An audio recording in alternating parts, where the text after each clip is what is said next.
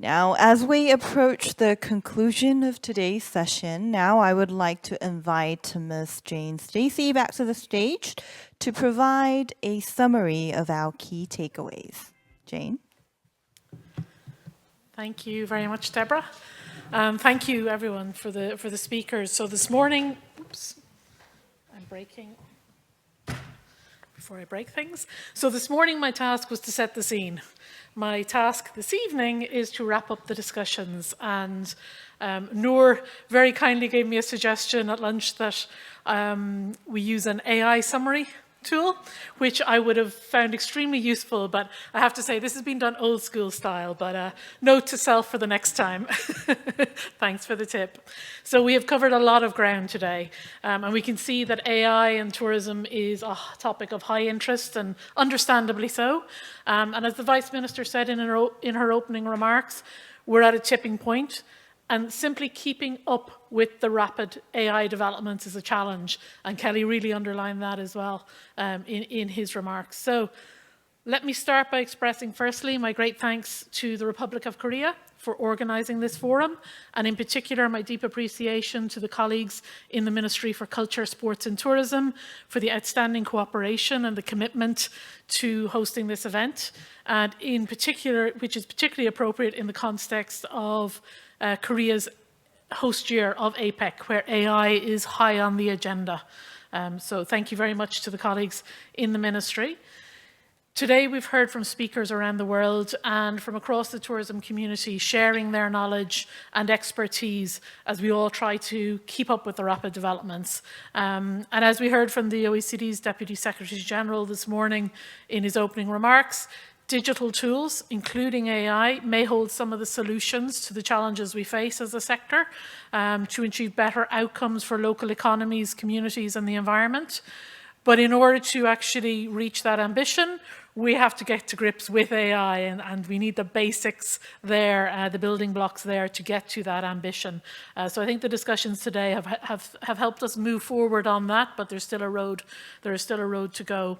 So we've been hearing today about the ubiquity and the opportunities that AI uptake can bring for businesses and destinations, from the more mundane but important tasks to the more creative and fun activities that Josh in particular highlighted, combining still the analog nature of the tourism system and with AI and other digital technologies, so not AI on its own, but digital technologies more generally, to help move things forward.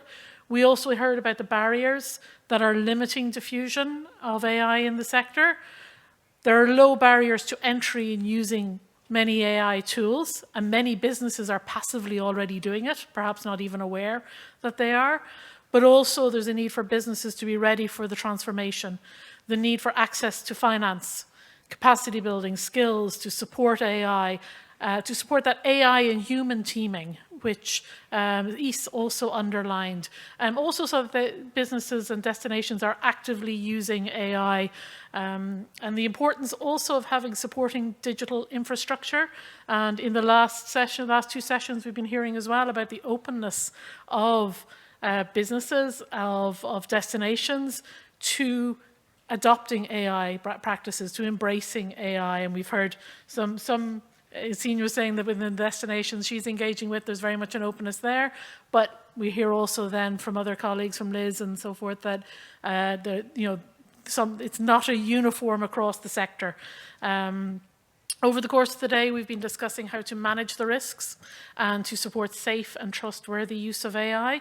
As we've been hearing, access to data is crucial, but we need guardrails around data, around privacy, around cybersecurity. There's also the question about who am I, as a tourist, willing to share my data with? And Stefan raised that. What solutions can enable people to share data with confidence? There's a danger of exacerbating discrimination and digital divides, which already exist in our society. Urban digital divides or urban-rural divides, but seeing also highlighted the gender divide. And there are other divides within our society where that AI could exacerbate and could lead to discrimination, more discriminatory discriminatory practices.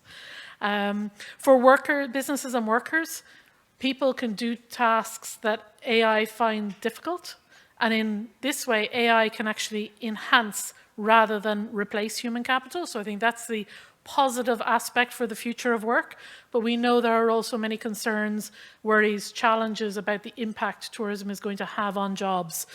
So I think that's a very complex environment, complex issue that we continue to monitor. For destinations, there is the challenge of how to navigate their changing role, and also the challenge of sustainability and resource use, and that contradiction that we've just heard in the last session around the environmental impact of AI and the challenge we have to shift to a more sustainable models of tourism. We have been discussing how AI innovations can support efforts to build this stronger, more sustainable tourism economy, and this isn't just a technology agenda. It's a whole of tourism agenda. Back to this tourism ecosystem, the need to start with businesses and destinations, with their strategies, their business models, and how AI can be used to enhance and realize this ambition. Linked with this, we heard a clear call for collaboration. I think that's a key takeaway that we've been hearing throughout the day, between technology experts to keep pace with what is happening, but also with tourism businesses, destinations, policymakers, to help also shift the mindset within the sector, encourage businesses and destinations to start the transformation, to use AI as a catalyst for collaborative intelligence. I think it was Josh used the term collaborative intelligence. Ys used the term, okay, Ys used the term collaborative intelligence. And businesses and destinations need to be accompanied along this path, the first movers, but also the slow movers. And this points also to the need for capacity building, technical assistance, which were raised, along with also in this final session, a proposal for guidelines on the use of AI, but a reminder that at that high level, there's also a need for very practical supports and practical moves. And here there is a role for government to facilitate discussions between the public and private sectors, but also to connect businesses, to showcase what others are doing, encourage the sharing of knowledge and experiences, the good and the bad. We learn equally and often more from what didn't work, and Stefan was very clear in the outset that it didn't all work perfectly from the beginning.